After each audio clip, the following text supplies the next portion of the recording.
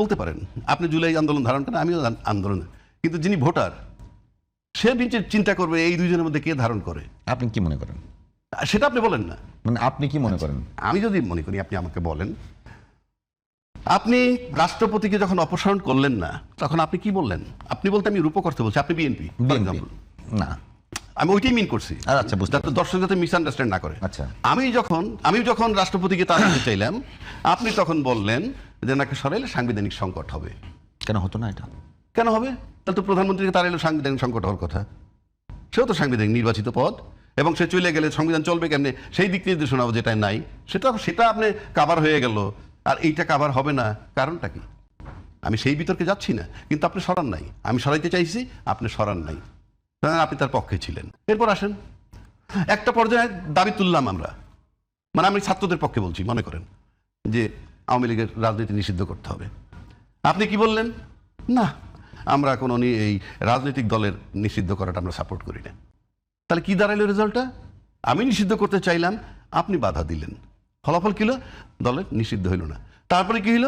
এখন ছাত্ররা নিয়োগকর্তা ইউনূস সাহেবের, ছাত্ররা তার উপর প্রেশার দেয়, এদিকে বিএনপির প্রেশার, পার্টি নিষিদ্ধ করা যাবে না। উনি একটা মধ্যপন্থী জায়গায় গেলেন, কোথায়? যে বিচার না হওয়া পর্যন্ত কার্যক্রম স্থগিত থাকবে। এটা কিন্তু একটা মধ্যপন্থা অবলম্বন করছেন ইউনূস সাহেব। কেন?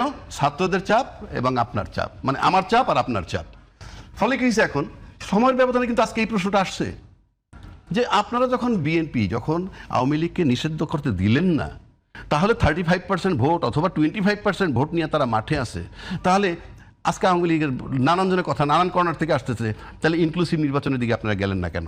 ইভেন বিএনপির লোক এমনও কোনো জনসভায় বলছে, আমি নামটা বলছি না, জনসভায় বলছে যে বিএনপি যদি নির্বাচনের ক্ষমতায় যায় তাহলে একটা মধ্যবর্তী নির্বাচন ইনক্লুসিভ হবে বলে আমরা মনে করি।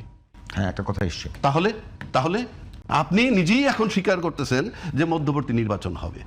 এই সব কিছু যদি আপনি মিলান, তাহলে বোঝা যাচ্ছে বিএনপি লম্বা সময় থাকতে পারবে না। আপনাদের বক্তব্যই তো, মানে আমি বলছি আপনাদের বলতে বিএনপির, আমরা রূপক অর্থে বলতেছি। তো এইসব বিষয়, এরপরে আসেন আরেকটা বিষয়, আপনি দেখেন জামাতের আমিরের একটা অ্যাকাউন্ট হ্যাকিং নিয়ে কথা উঠলো। আমি টেকনিক্যাল বিষয় বুঝি না ভাই, এই জন্য আমি খুব টেকনিক্যাল বিষয় খুব জোরালো বলবো না, কিন্তু ওনারা ফাইনালি বের করছেন যে বঙ্গভবনের একজন কর্মকর্তা পাওয়া গেছে এবং তার ইমেইল আইডি এখানে ব্যবহার হয়েছে। আমি আগেই বলছি আমি টেকনিক্যাল ম্যাটার বুঝি না, but it is a fact যে তাকে পুলিশ জিজ্ঞাসাবাদ করতেছে, গ্রেপ্তার করছে কিনা আমি জানি না, ডিবি তাকে নিয়ে গেছে সেই বঙ্গভবনের। এটা একটা বিরাট ডিমেরিটস, মানে সামনে নির্বাচন, সেই নির্বাচনে আইডি হ্যাকিংয়ে বঙ্গভবনের একজন কর্মকর্তা ইনভলভ হয়, যারা যেই বঙ্গভবনের রাষ্ট্রপতিকে আওয়ামী শক্তির পক্ষের শক্তি এবং জামাতকে আওয়ামী বিরোধী শক্তি, জামাতকে ডিসলাইক করে রাজাকার হিসাবে আওয়ামী লীগ বা বিএনপি যাদের কথাই বলেন। সুতরাং এটা কিন্তু একটা টাচি ইস্যু আজকে পর্যন্ত, জিনিসটা কিন্তু হালকা না। এবং এটা জামাত পারছে কেমনে? মানুষ মনে করে যে জামাত প্রশাসনের ভিতরে স্ট্রং, না, তা না, জামাতের টিম আছে। আমার ব্যক্তিগত ধারণায় জামাতের কাছে অন্তত 150-200 ব্যারিস্টার পাবেন, জামাতের কাছে আপনি 200 ইঞ্জিনিয়ার পাবেন বুয়েটের, জামাতের কাছে জাদ্রেল 200 ডাক্তার পাবেন, পেশাজীবী পাবেন, ইভেন আপনি মিডিয়ার লোকও পাবেন। যেমন ধরেন নয়া দিগন্তার সংগ্রাম অনেক চড়াই উতরাই পার হয়ে কিন্তু জামাতের কথাই বলছে, কিন্তু 16 বছর আপনার দিনকাল যেটা, সেটা কিন্তু যাচ্ছে তাই অবস্থায় ছিল। আজকে এখনো কিন্তু বহাল তবিয়তে সংগ্রাম এবং নয়া দিগন্ত আছে। আর একটা প্রতিষ্ঠান সবচেয়ে বেকায়দায় পড়ছে আপনার বিএনপিকে লিফট দিতে গিয়ে, সেটা হলো প্রথম আলো। অল থ্রু সে বিএনপির বিরোধী, অল থ্রু, যেটা শফিক রহমান সাহেব ক্লিয়ার করছে, আমরাও দেখছি। সেই লোকটা যে এখন বিএনপির পক্ষে এসে কথা বলতেছে, সবচেয়ে বেকায়দায় আছে উনি।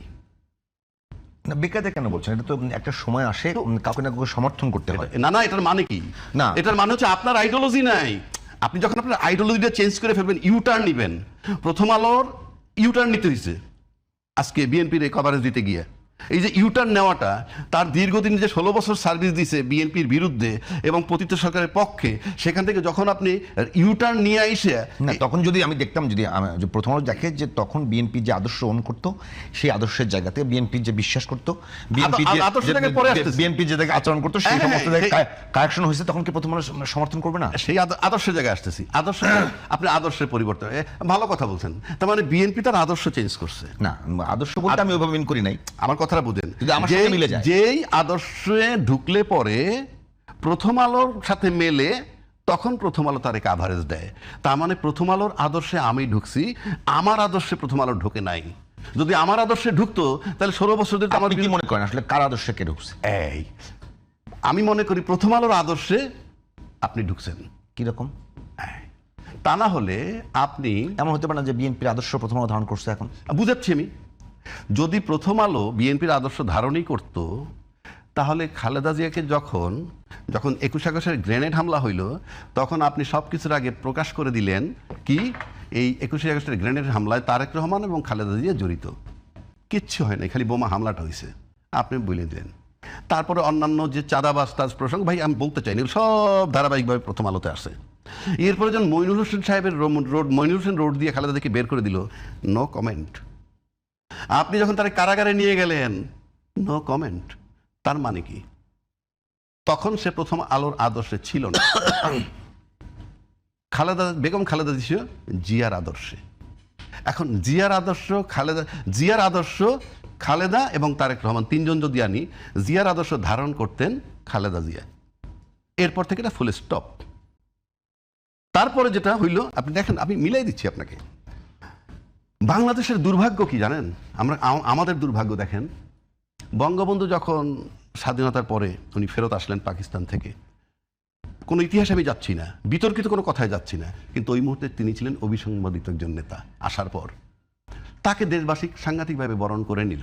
বাট আমরা অল্প সময়ের মধ্যে দেখলাম উনি আত্মীয়করণের ভিতরে চলে গেলেন, নিজের আত্মীয় স্বজনের বাইরে কিছু বোঝেন না, এবং একটা পর্যায়ে দেশবাসী অতিষ্ঠ হইল, যার রিফ্লেকশন ওনার মৃত্যু হইল। অত মানে আমি বেকায়দায় কথা বলতে যাচ্ছি না, সিম্পল। তারপর সময়ের মধ্যে জিয়া রহমান সাহেব আসলেন, he was accepted by the whole nation. মারাত্মকভাবে নিলেন, এবং মারাত্মকভাবে নেওয়ার পর ওনার যে আইডিওলজিটা ছিল, সে যদি কন্টিনিউ করতে পারতো, একটা বেকায়দা হয়ে যেত। কোন শক্তির জন্য সেই বিতর্কে আমি যাচ্ছি না, আমরা তাকে রাখতে পারলাম না, আমরা তাকে রাখতে পারি নাই। হিসাব সহজ। এখন যদি বলেন হত্যা দুইজনই হয়েছে, একজন হয়েছে আমরা তিক্ত হয়ে গেছিলাম তাই, আর একজনকে আমরা রাখতে পারি নাই। এই যে রাখতে পারি নাই আমরা তাকে ভালোবাসি, কিন্তু সে অন্য যার জন্য ক্ষতিকারক, তারা তাকে রাখেন নাই। বিষয়টা সহজ। তারপর একটা টাইম যাওয়ার পর আসলেন হুসাইন মোহাম্মদ এরশাদ, 9টা বছর ক্ষমতায় থাকলেন, সামরিক শাসক তো দুইজনই। উনি থাকলেন কিভাবে? উনি কি জিয়ার চেয়ে যোগ্য? না।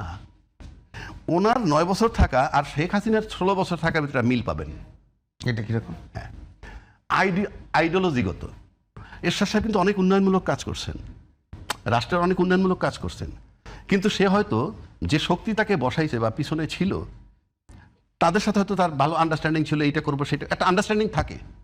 সেটা হয়তো একসময় সে যে শান্তিপূর্ণভাবে 7-8 বছর পার করার পর যখন দেখলো যে না, যে পরিমাণ বিপুল প্রত্যাশা করতেছিল সেটা পাচ্ছে না, তখন তার বিরুদ্ধে কিন্তু আন্দোলন গড়ে উঠলো এবং অভ্যুত্থান হয়ে গেল। খালেদা জিয়া ক্ষমতা আসলেন।